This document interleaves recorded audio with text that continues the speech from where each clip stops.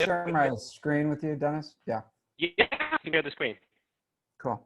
So hey everyone, welcome to the Bay Area Content Marketing Meetup. We are talking sales development today.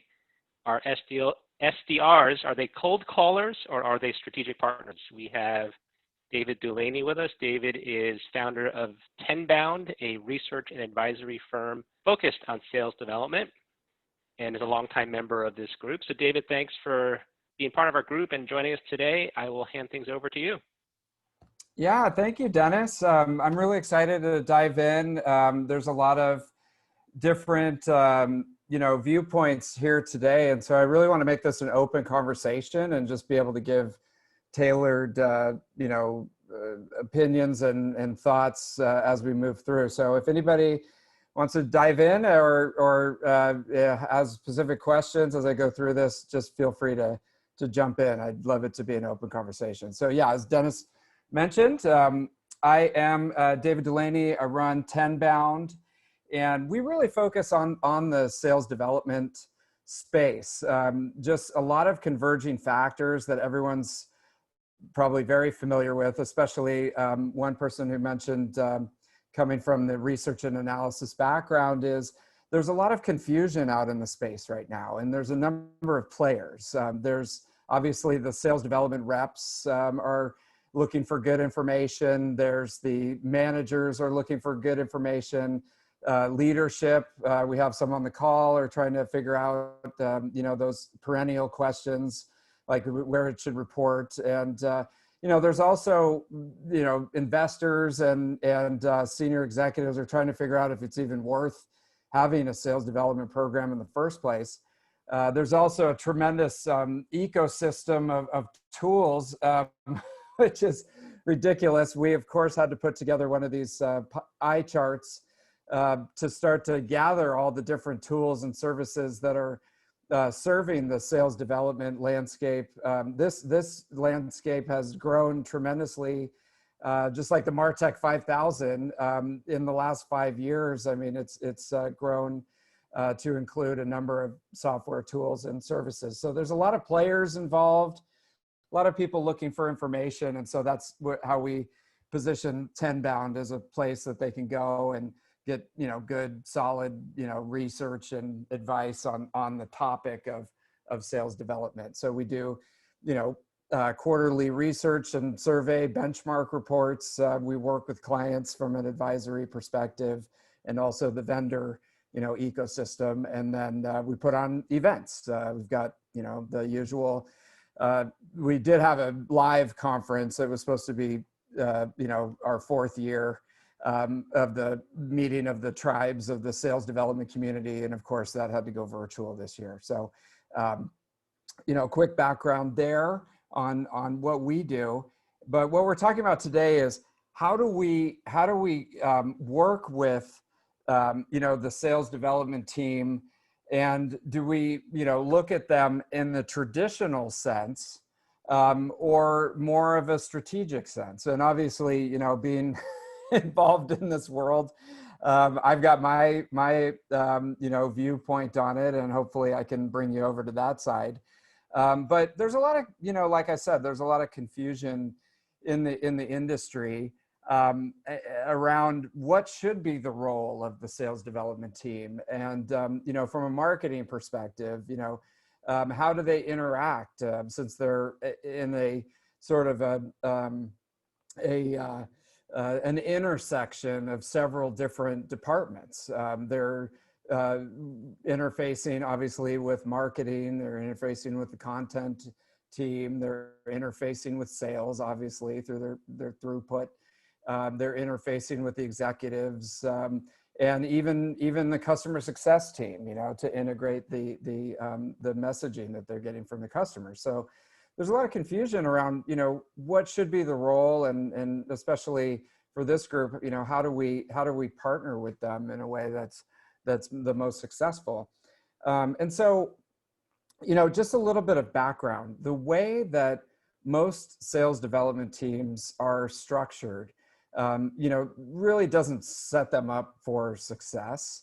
The usual pattern is because of the success of other sales development programs, like Salesforce.com, LinkedIn, etc., most companies feel like they need to integrate a sales development team.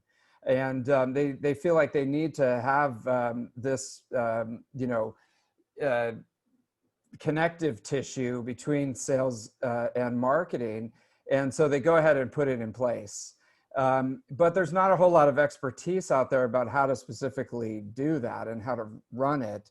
And so what we see a lot is they'll get some headcount for sales development, they'll get some budget for a few tools, and they'll just go ahead and hire someone and have them start doing it. Very little, background. It's considered sort of an entry-level position. Sometimes they'll throw them in without any, training, coaching, or even direct management, and just sort of throw them in the deep end and hope for the best. And I think, it's more common than you think. Probably most of the people on the call would never do anything like that, but that's more common than you think. It's keeps me busy, for the last 4 years in trying to help people unravel that. The consequences are a lot of misalignment is the main thing, especially from a messaging perspective. There's not a lot of realistic goal setting in that case. There can be burnout by the SDRs. I mean, I know a few people have done the actual job and they know what that's like. And it's just a lot of wasted opportunity versus looking at it from a strategic perspective. I mean, you can imagine like a lot of the SDRs that come into these positions, they're right out of college. They don't have a whole lot of experience in the business world. And they get a couple of days of training on how to use Salesforce and outreach. And they're actually a lot of times tasked with creating the messaging. So actually being the face of the company, that's the first interface that the company has with the marketplace. The other thing is a lot of the tools that are available right now really should not even be in the hands of SDRs because, just a few years ago, only, the marketing team was in charge of things that could project out a mass message. And now we've given it to folks who have very little experience and aren't indoctrinated into the various disciplines of marketing and things like that. And so it's a pretty scary situation out there a lot of the times. How should we look at it, in our opinion, in working with companies is, you've got the classic buyer journey over on the right side, which is essentially on the slide that's up right now. It's attention, interest, desire, action, but just applied to the top of the funnel. And then you've got the addressable market that's out there, and the various stages from an account perspective, the people that work at the account, the messaging that you're putting out, and then whether they'll take a meeting with a sales rep. And so what we really suggest is, first of all, mapping out the whole process and setting up the process for the SDRs before you even hire someone. And it sounds super basic, but it's something that most companies skip when they're setting up a program because they just, want to get somebody in there and start making calls and setting up meetings as soon as possible. And they just don't have the infrastructure laid out. So, the first thing that we suggest is, first let's get an idea on the accounts that are interesting and available, for, putting through deals that will be meaningful from a pipeline perspective. Let's get those in the system and prioritized in a way that we can create a meaningful list. And usually that would be a function of someone in marketing to be able to create that list that's approved, by the sales leadership and is in the system and ready to go, prioritized. Next is we've got to find the people and plug in the people that actually work at the companies that are involved in the decision making or the influence of the product. That we've got to have those people, at least a data set in the system that is prioritized and organized for the SDR to be able to start to work on. And then, within that, now we've got the accounts, we've got the people. Now we have to go out and talk to them, either over the phone or via email or on social media. We've got to have something interesting to say.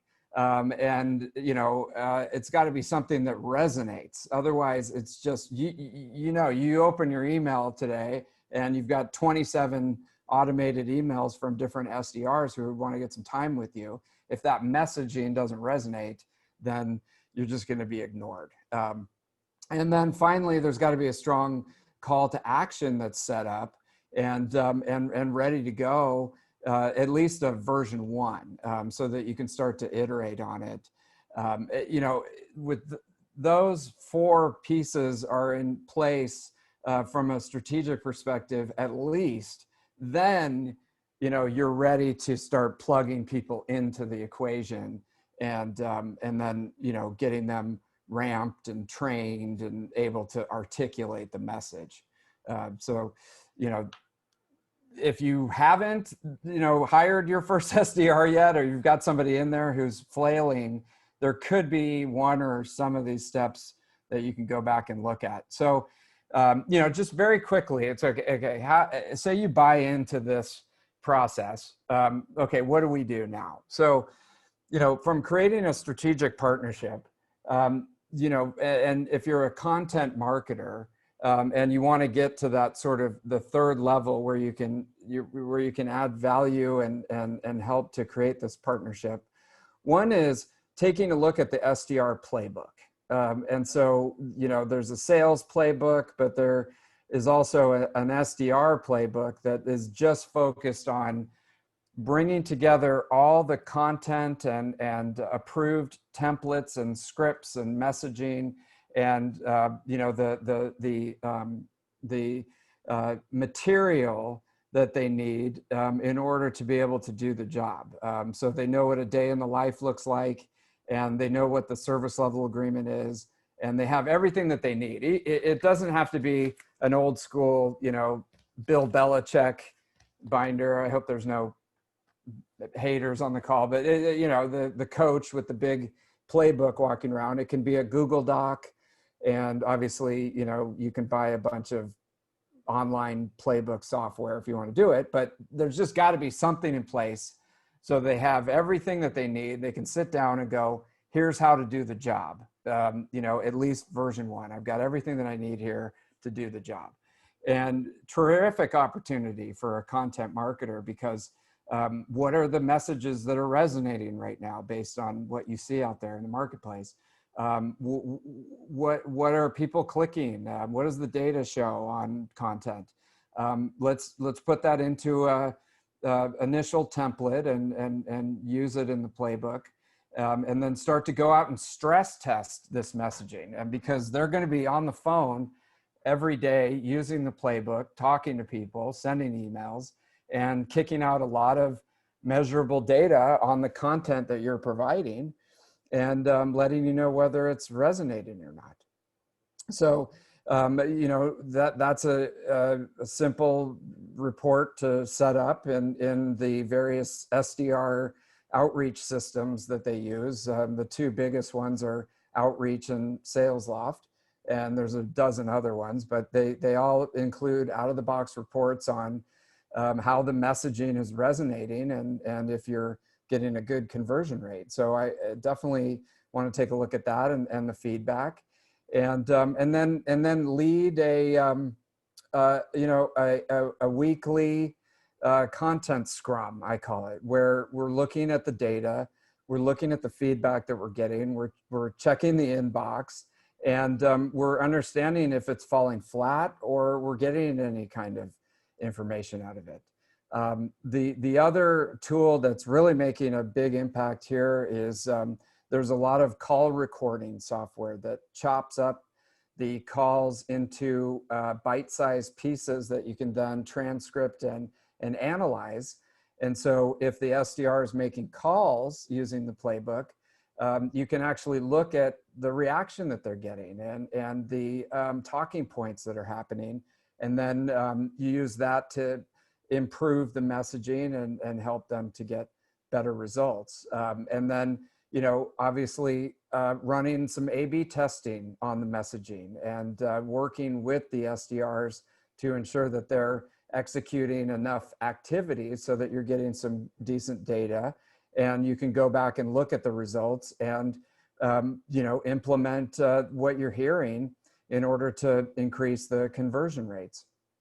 You know, finally, people don't really look at this, but SDRs are coming from a generation that's very savvy on social media and the new channels that are coming up. And a lot of buyers are in that generation. And so SDRs can provide, you know, very relevant and timely feedback on what are the channels that people are using, what kind of content are people digesting now, and what's hip, I guess you could say, you know, because you know, there could be opportunities that we're missing there depending on your market. And you know, they can also produce content. You know, if they've been in the role for a while, they've been talking to a lot of prospects, they've been talking to, sitting in on calls with AEs. They can give you ideas or just give you some of the new type of feedback that they're hearing on as they're interacting with the marketplace. So yeah, just those are a few you know, ideas and different ways that you could potentially partner with the SDR team, or at least help them. I mean, you know, it's a lonely, difficult job. You get a lot of rejection, and you know, a lot of times they're just kind of, especially now with working from home, they're just kind of stuck in a corner and they don't get a lot of support, and they really need help, especially from a content perspective. So with that, Dennis, I'm open to any questions or follow up on any of those points. Sounds good. I'll let folks unmute if they want to ask a question. I love this, like as a content marketer, I love this collaboration, like with the partnership, where I think it would be amazing for to get that feedback from the front lines on like what content's working or what messages are working with the prospects. So I love those. Yeah, I love and that content scrum.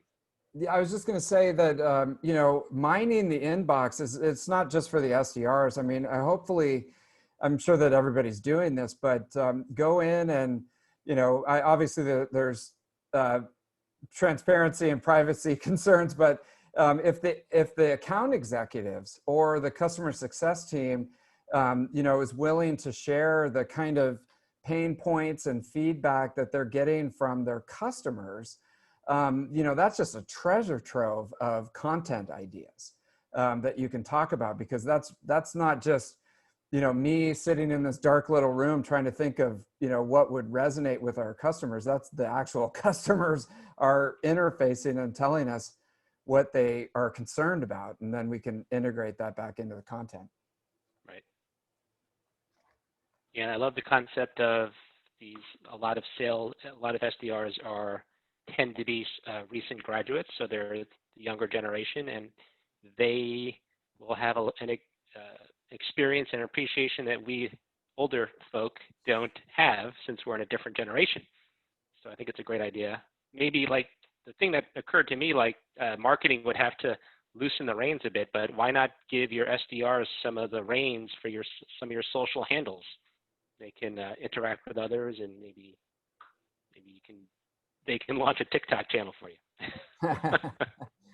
Yeah, I mean that was scary when my nephew, who I used to hold in my arms, became an SDR, and he started asking me for tips, and I'm going, oh my God, I, geez, okay, but yeah, I mean, like t- to your point, they've got a lot of great suggestions. They're never shy about giving suggestions, but they just need guardrails, and they need help from the people that are crafting the message for the company, to be because what we see a lot is they're just left to their own devices, and it's really a missed opportunity when the marketing team is not involved, and in a lot of companies the marketing team feels like they report to sales. I mean, some of the data says that over 70% of these teams report up to sales. So they feel like it's a sales function, sales has got it, and sales is it's hit or miss on whether they share best practices and share their knowledge and things like that. You've got some salespeople who really encourage the mentorship and guidance and giving messages and guidance to the SDRs. And then you have some salespeople who are just sort of the lone wolf, and they just kind of leave the SDR to their own devices. So sometimes they get stuck in that gap. Yeah, Yeah, I think this. yeah. Oh, go ahead. Yeah, this is Frank. I just kind of share it from the field experience. I think from a sales perspective, it makes more sense for the SDRs to be part of marketing than sales, because the SDRs usually perform the best when there's a lot of content flowing their way. That they're able to, there's a baseline for them to do something. And if they're plugged into marketing, they're plugged into this content pipeline, right? Versus they're part of sales, they're basically at the mercy of the sales reps to basically work with them. That's number one. Number two, I think that these guys are young. On top of that, they're typically a shared resource. You're not going to basically have an SDR to rep one-on-one, right? Usually you have a more experienced SDR, but in the beginning, so that means you have to train them to deal with different personalities, and also, coach them to encourage them, and also give them courage to not talk back, but to, let's say, voice their opinions, right? But you usually, so I mean, the SDRs I've worked with, they don't know what to do. Like, you have a micromanaging sales rep to someone who's totally hands off to lone wolf. They just don't know how to react. So they just end up interacting with folks who they interact with the most, just because maybe the count, the territory, or the personality or something like that. So I think that part needs to be taken into consideration. And then lastly, I think the SDRs, besides them helping up sales, it's important, it's important for the company to groom them into the kind of the next generation of sales reps, right? After about 2 years, because I think the shelf life is about 18 to 24 months. And so I think the HR component needs to go in, because otherwise, if they have a bad experience, they're not only are they not going to stay with the company, they're going to end up not picking sales as a profession later on. So I think those are my three comments. Yeah. Yeah, really good point. I just wanted to mention that the Sales Loft has done a lot of research on messaging and, personalization of messaging. And there's a lot of debate on how much personalization should the SDRs be putting into each message that would resonate better. And they finally landed on about 20% personalization of the message at the upfront. So 80% can be, a marketing generated content message with a strong call to action. And just 20% is the personalization that the SDR is putting on each message to make sure that it's not just a generic message. So the reason I bring that up is, to your point, Frank, it's like, it does make a lot of sense that they would sit in marketing and be really in sync with all the content and the events and the messaging that's coming out. the pushback that you get, and I think why, 70% of SDR teams report to sales is it's seen as a sales position, and it's seen as a position that will eventually lead someone to become an AE. And so there's just this prevailing thought that they should be sitting with sales because that's what they're going to do. And so I think the challenge is really marrying those two things and getting all the data and the content and the rigorous testing from marketing, but at the same time giving them the sales skills and the objection handling and all the soft skills that you learn as a salesperson at the same time. So that's the trick. Yeah, this is Johannes. Maybe add a couple of things. I've set up and run 4 different high velocity organizations with, ABM front end, SDRs and so forth. And I've always used the following rule of thumb. If it's a large price point, 6 figures, enterprise sale, and you need to basically home in on a few targets that are fairly small in size, whatever, 1,500 people, will make the company's next year growth goal. Typically, that's more of an enterprise sale, and there it makes sense to have SDRs reporting to sales because success depends on a close partnering relationship between the SDR and whoever is the sort of the whale hunter sales rep. On the opposite side of the spectrum, you have your high velocity operations where they have $5, $10, $15, $20,000 price points, and a lot of it depends on sort of somebody capturing and digesting and processing and evaluating the marketing lead gen fire hose. Then you want to have responsiveness there. And so I'm not sure there is a one size fits all answer. I think it depends on kind of those structural givens, price point, and the basic sales model. And then thirdly, I would say all of that is for naught if upper management, the CEO, CMO, CRO, don't maintain a culture of close cooperation between the two halves. It doesn't matter where they report into, whether it's sales or marketing. If people don't treat the customer journey as one continuous flow, and it's kind of gets into political bickering and silo thinking and so forth, then it doesn't matter where they're going to report into. It's just not going to work because you get the marketing leads suck, the sales guys don't pick up my leads debates, which never end. So that would be my addition to this discussion. Agree 100%. And there's a few years ago there was the rise of the chief revenue officer, that was supposed to solve all these alignment issues. And in my experience, most of the chief revenue officers I've worked for have been VPs of sales with a more fancy title. Yeah.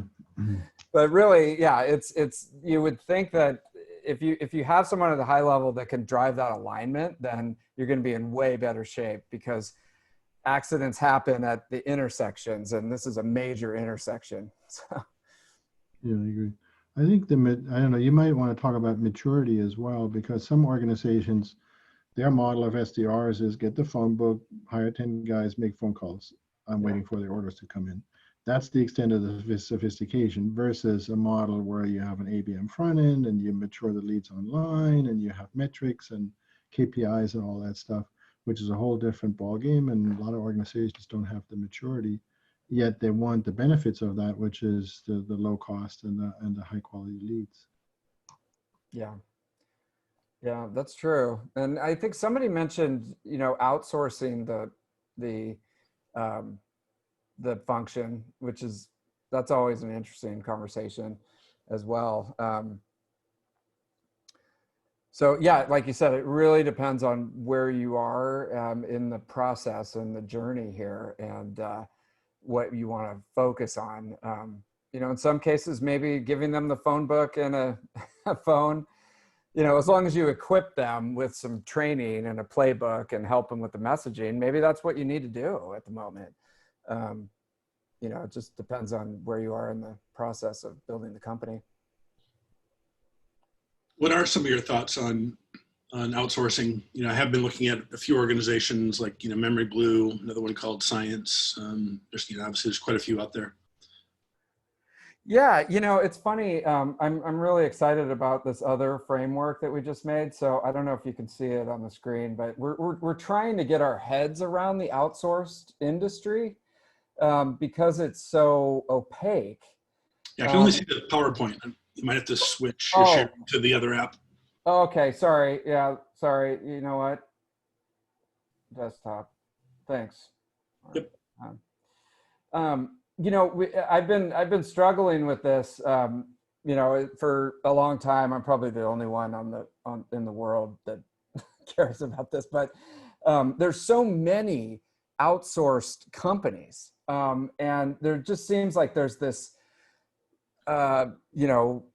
unlimited need for outsourced SDR companies. And so we tried to organize it into a framework, and it's essentially, you've got performance-based, full stack, and then fully automated. And each one has pluses and minuses that we can maybe go into it offline, but we tried to put it into those buckets. And so, for example, Memory Blue, really interesting model. So if you don't have an SDR team, or you even have an SDR team, they have a full stack sales development team, where they run a sales development program.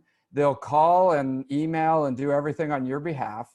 If they set up in a meeting, they'll send it over to you. You can run it. And if you like the SDR that's assigned to your case, you can hire them. So you get this fully vetted, so they're kind of working both angles there, which I think is really interesting. They've been really successful. And, but I'm going off on a tangent. To your question, what my thoughts on this is, these are hit or miss. There's a lot of horror stories. We did a survey where only, I think it was like 25% of the respondents said that they would hire the same SDR company again. So literally 75% of the people had bad experiences. They're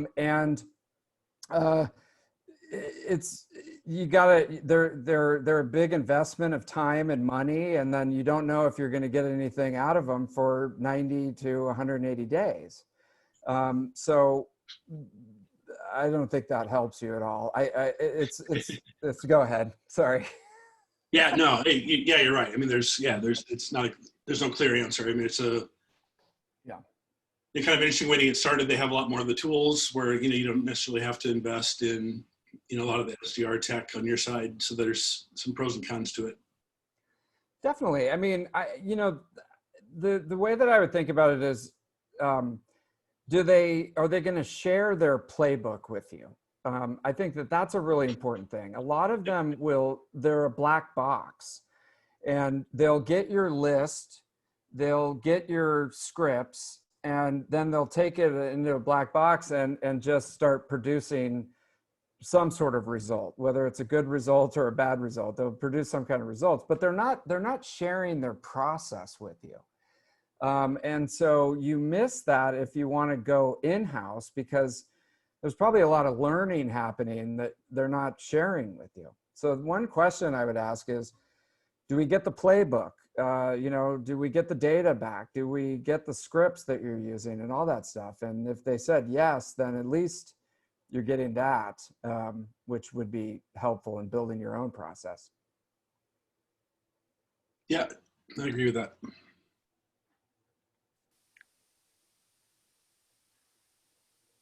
I just wanted to show you this because I was Jessica, really Linda. excited. Go ahead. Go ahead. Yeah, that was cool.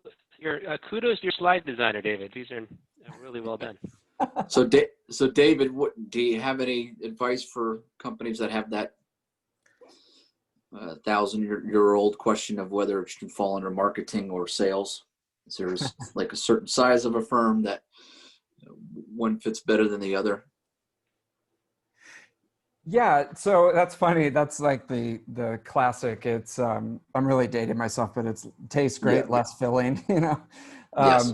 It's that thing. So the high level consultant answer is whoever can focus and put in the time and do project management the best should run it. whether that's marketing, sales, revenue operations, you know, the CRO. I mean, whoever can really focus on it and give the SDRs the playbook, the content, the training, the time. And then the fallback answer is all the data shows that most SDR organizations roll up to sales. I think it's over 70%. That's the prevailing wisdom. And again, and Johan pointed out, it's really where you are in the life cycle. So if you've got a high velocity, tons of inbound leads, you need to follow up on everybody in a 5-minute SLA, probably makes more sense to do marketing. If it's highly strategic, one-to-one pairing with an AE, you know, the AE has 5 accounts for the whole year, you know, then, right, you know, that might make sense to be sales. So I wish I could answer that. No, I'll take that. That's an acceptable answer. Thanks. I think you're right. I think it's whichever department and whichever experts can spend the most time and invest the most dollars into that SDR effort is where it should lie. Yeah, I mean, the secret sauce with a successful sales development program is project management. I mean, just being able to set up an Asana or Trello and make sure that all the different people that are involved are doing what they're said that they're going to do by the time they're going to deliver. And it's boring, it's repetitive, it's hard, but you know, that's what gets the results. You know, there's no just magic formula, fortunately. Right.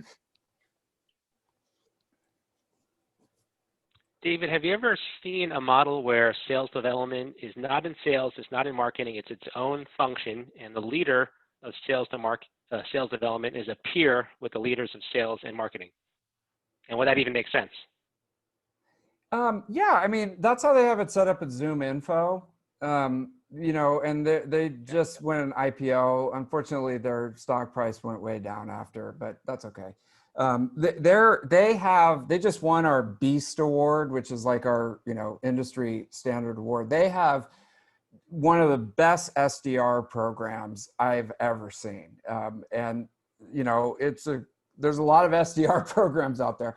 And they have they have a vice president of sales development who's peer level with the VP of sales and the VP of marketing.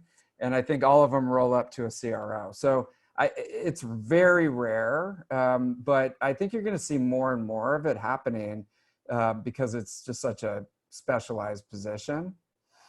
And I think when people figure out the CRO role and they understand the importance of alignment across the whole journey, then you're going to see more and more that there's, like, you know, the VP of sales development, I think. Yep. But right now it's pretty rare. Yeah. Okay. Can I ask another question? This is a great discussion. Sure. Yeah. This is sort of the ornery subject of compensation, because the sort of the dark side of this whole conversation of where do they report into is, of course, who's going to get paid for what. And any thoughts there? I mean, from my own experience, we ended up paying about 2/3 for quality of the lead, meaning did they meet the lead quality criteria of the next downstream customer, say the sales rep, and 1/3 on volume, so that, you know, their effort gets rewarded as well. But there's never sort of a clear-cut answer, because if you make it all on whatever the sales guys accept, now suddenly the SDR compensation is subject to the whims of the sales organizations to accept the leads. If on the other hand you make it all about effort, then they produce 1,000 appointments and none of them go anywhere. And so any words of wisdom there, because this is sort of where the rubber meets the road. Yeah, it really is. I mean, that's a perennial hot potato for sure. So, you know, at the end of the day, with the sales development program, what we like to tell people is it's appointments, pipeline, and revenue. And so the ones that the sales development reps have the most control over is setting the appointments, and a little bit over the pipeline, you know, depending on how good they are at targeting and prioritization, and literally no control over the revenue, because at that point they hand it off. And so something that's, you know, so short answer, qualified appointments that are checked off, and then some sort of pipeline ratio. You know, make sure that they're in the right space and they're calling on the right accounts and talking to the right people. And it's something that's meaningful to the VP of sales. Great. So appointments and pipeline, that can also go with the sales development manager, you know, holding them accountable to qualified appointments. Where the gaming comes in, like you mentioned, and we call it like the bro factor. So, hey, bro, you know, sign off on my meeting and, you know, I'll buy you a beer type of thing. Paid, yeah. Yeah, we want to avoid that at all costs. So what a lot of forward-thinking companies are doing is they just create a point system for the meeting. So they give more points to certain factors, like the level of the individual and the company, and, you know, if there was a next step indicated. Yeah. So, That's and that kind of interesting, games it a little bit, which is fine. Yeah. Oh, thanks. Yeah, that's always a hot topic. You had just it looks What was like that? the beef stores were just last month that you announced them. We did, yeah. That's our big kind of Academy Awards show that we do. We used to do it at the conference, you know, live, and this year it was virtual. But yeah, so it's just a voting award, and it's a lot of fun and kind of hyping people up. So. Other comments from folks or questions? And David, if folks want to get in touch with you, what's the best place for them to do that? Yeah, just over at tenbound.com. It's TENBOUND. It's right there. Just hit me up in the Drift chat, and or just shoot me an email. It's just david@tenbound.com, and happy to help with anything I can help with. Actually, that brings up a question. Where are you seeing? I'm seeing Drift all over, or related bots all over the place on sites now. What have you seen with regard to that technology and the SDR function? Are they like actually the real people behind the scenes in many cases, behind the chatbot? Yeah, you know, you broke up a little bit at the beginning of the question, Dennis. What was the what was the beginning part? I was saying every website I visit these days has a chatbot, and I'm curious what you're seeing with regard to sales development reps and chatbots. Are they using them a lot? Oh yeah, it's table stakes. It really is. I mean, you have to have a chat box. I know that they're really annoying and they keep popping up, so people aren't super fond of them. But I mean, if you think about it, all the money and time and effort that you spend to get somebody to your website, and then they're there and they're live, you've got to have somebody right there. It's like walking into a store and there's nobody there. So yeah, if they have an SDR team, they're connected to the chatbot all day. And then, you know, off hours, it's just, you know, they gather their email address and put them into a cadence. Got it. Okay, well, everyone, thanks for joining today. And David, thanks for the presentation and leading a great conversation. Yeah, thanks, everybody. Great to meet you. And Thank you. talk again soon. Well done. Thank you. Thank you so much. Care. Thanks.